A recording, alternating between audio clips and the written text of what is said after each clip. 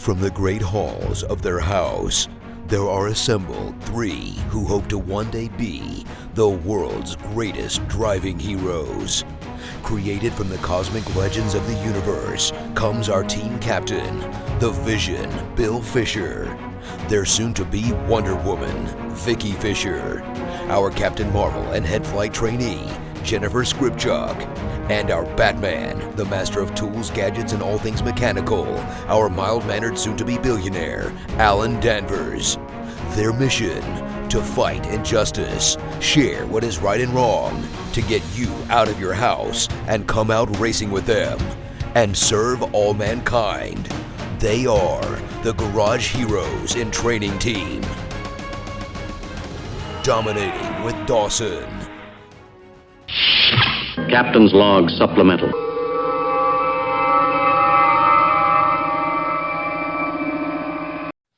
So, Miss Vicki.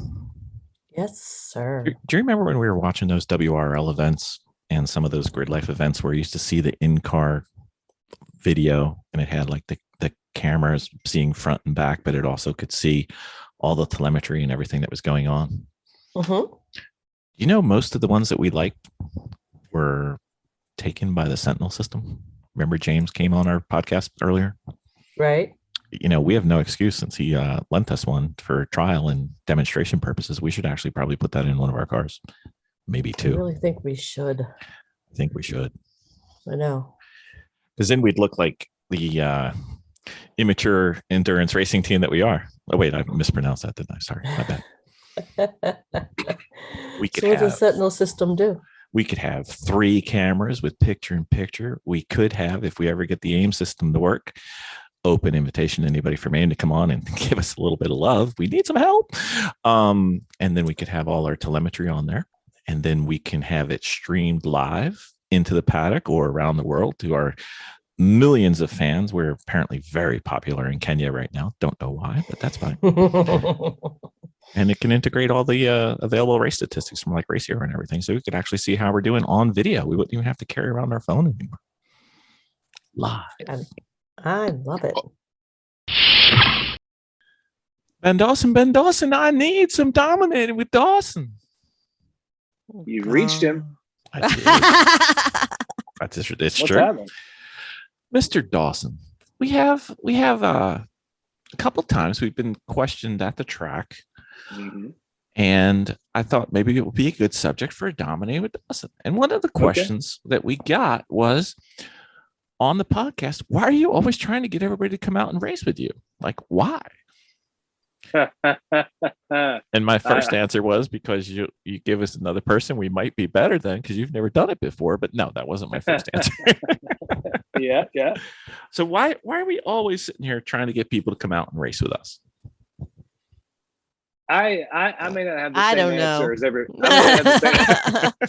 My answer is very selfish, and I think I've said this before, probably many times on this show. But when it comes to initiatives to drive diversity in racing or make sure that racing is more inclusive, I'm all for that because generally I think that everything in the world should be inclusive to everybody, no matter how they look, where they come from, what's going on in their lives. Nothing should be a disqualifier for coming out to the track. I want to see everybody out there because I think that's how the world should be. Because I went to Sunday school when I was a kid, and then, that's how they. that's the message I took away. But also, the selfish, real reason I want to have as many people out there as I can is hopefully all of the best talent is going to funnel toward competition where I'll get to race with them, and a lot of that talent has sort of endurance racing where I spend most of my time right now. But I want to be able to race against the most talented people that are out there. And if you're only a thin sliver of the populace is showing up at track events, which was the case, I would say up until very recently to currently, you know what I mean? It's not the most diverse crowd in the world, then we're missing out on a lot of talent. So I want to have the most talent show up and eventually funnel into competition that wants to. So we have better fields of racing, endurance racing, club racing, whatever else, whatever else that follows up to. Yeah, I just selfishly want to have the best field that we can. Because to me, I don't want to go out there and race just so I can say I want to race. If I happen to like two other people who happen to be slower than me show up to race in my class, I would rather race in a class that's got 40, 50. If it's a sprint race, 40 or 50 cars that are all being driven pretty well. I'd have more fun in that field than just kind of a spread out, sparse field of, just a couple of specialty cars in the class. Do you know what I mean? I do. So I want a big fast field rather than just like, I came in a race with these other two guys that show up, and I have the best car, so I won. Like I don't want to be in that kind of class. Right. Miss Vicki, what about you? Why do you want everybody to come out? I like sharing. Yeah, sharing is great. I like sharing. I like introducing. I like to see people, especially when they're new on track, to drive around, and just the sheer excitement / terror / enjoyment that they get from it. And they come out of the car like they've been on their very first roller coaster, and they're just can't wait to get back in. I get a kick out of that. I did that. The last stint I drove in a race car was at Lemons at Road Atlanta last December, and I had so much fun. And the race bar Fred Lobster is out there just wailing on traffic and stuff.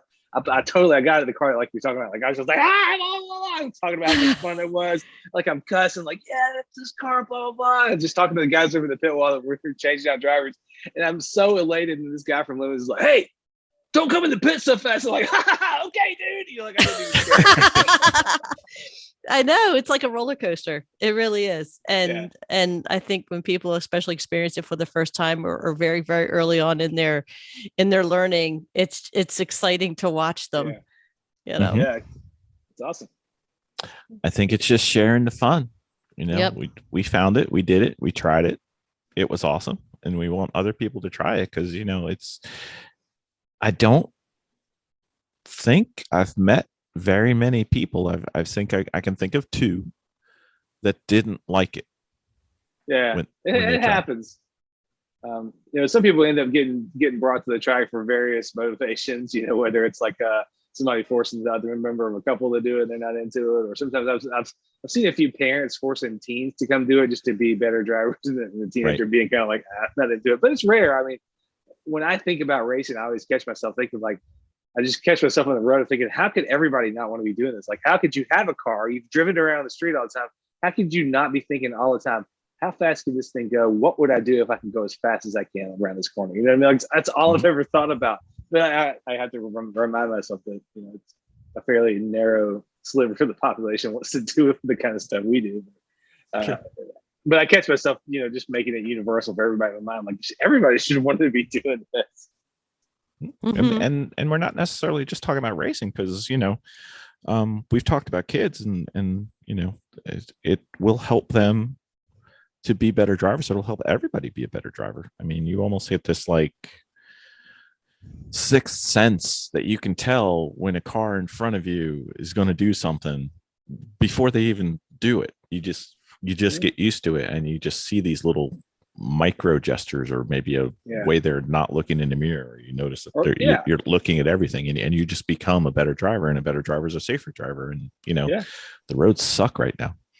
All that stuff you're talking about is the sort of thing you pick up with seat time. You're kind of talking about reading the car's body language, coming up to a certain part of the track, and sort of knowing where the track goes, knowing what how these cars generally behave in this race field. You've already been with them for a while. Like, I got a pretty good guess about how this is going to go. So here's where I'm planning to stick myself, because I think I can, even like in my mind, I'm always like, here's where these bozos are going to go. I'm pretty sure I can still get around them, even though they're, like, I know that they're slow enough that whatever they're going to do, I can go this way and get around them and not even, get in their way or have to slow down too much. So, I'm always sort of playing it a few moves ahead, and the better you get at traffic, that becomes natural, whether you're trying to walk your way through a crowd at Disney World, for example, and you're trying to kind of look a few groups ahead to see where you're going to end up, who's going slow, who's going fast, or, I mean, because, everything's a race. So of course, I got to turn the crowds into Disney that way too. But also street traffic, like you said, Bill, it all funnels down to you being kind of safer and more situationally aware, right?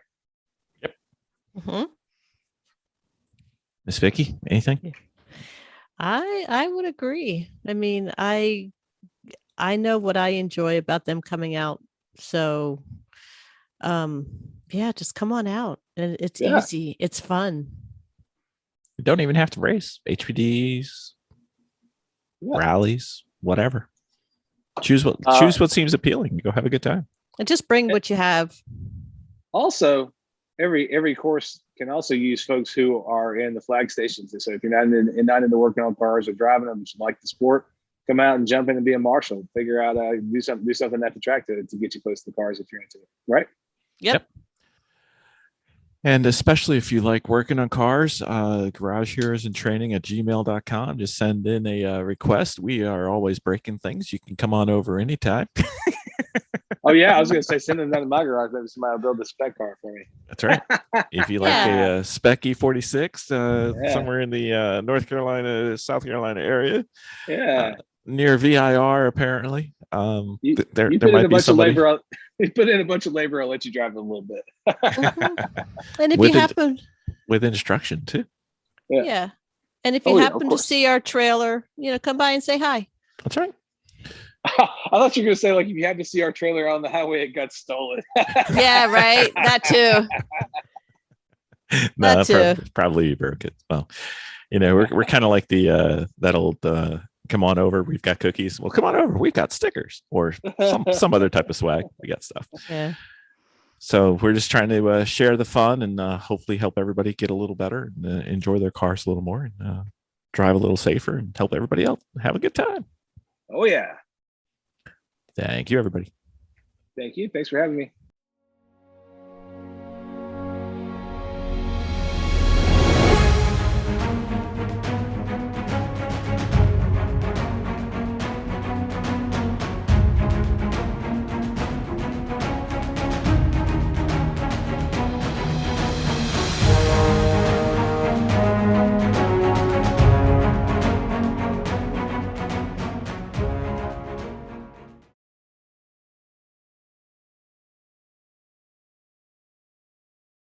Vicki, you got another? ABS, non-ABS? Yeah. Have we talked what kind of ABS stuff have we talked about before? Yeah, that's what I'm wondering. Have we already talked ABS and non-ABS? I don't remember. We've done a couple hundred of these. No. I'm pretty sure. I just want to see if there's a new angle that we were trying to get after. Not that I know of. Yeah, I think we might have already done ABS and non-ABS. All right. Let's have a fun one then. Okay.